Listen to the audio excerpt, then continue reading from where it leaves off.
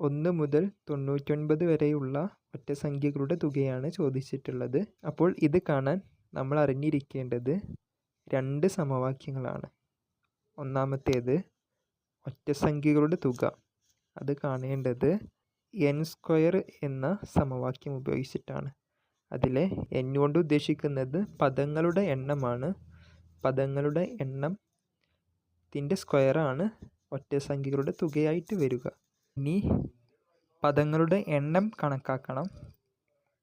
അതിന് അവസാനത്തെ സംഖ്യയോടൊപ്പം ആദ്യത്തെ സംഖ്യയും കൂട്ടി 2 കൊണ്ട് ഡിവൈഡ് ചെയ്യുകയാണ് വേണ്ടത്. ഇനി നമുക്ക് ചോദ്യത്തിലേക്ക് വരാം. ചോദ്യത്തിൽ ഒറ്റസംഖ്യകളുടെ എണ്ണം എന്ന് പറയുന്നത് n = 99 + 1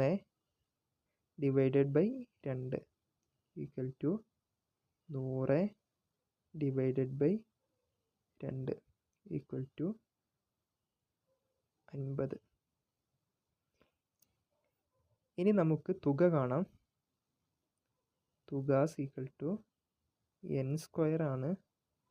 അത് 50² = 2500 ആണ്. അപ്പോൾ ഓപ്ഷൻ ബി ആണ് കറക്റ്റ് ആൻസർ.